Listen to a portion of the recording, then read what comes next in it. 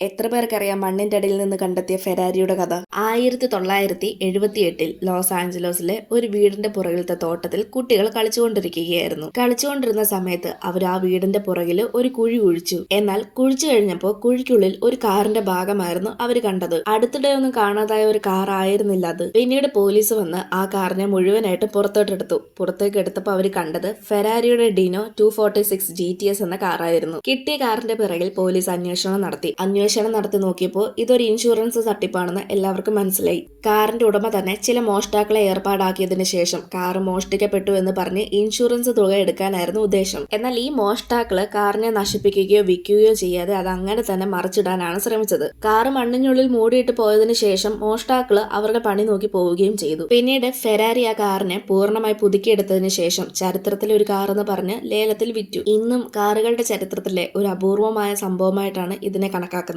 നിങ്ങൾക്ക് ഫെരാരി കാറുകളിലെ ഏറ്റവും ഇഷ്ടമുള്ള കാർ ഏതാണെന്ന് കമന്റ് ചെയ്യ്. ഇതുപോലെയുള്ള കൂടുതൽ വീഡിയോസ് കാണാനായി ചാനൽ സബ്സ്ക്രൈബ് ചെയ്യാനും ഇൻസ്റ്റഗ്രാമിൽ ഫോളോ ചെയ്യാനും മറക്കല്ല്.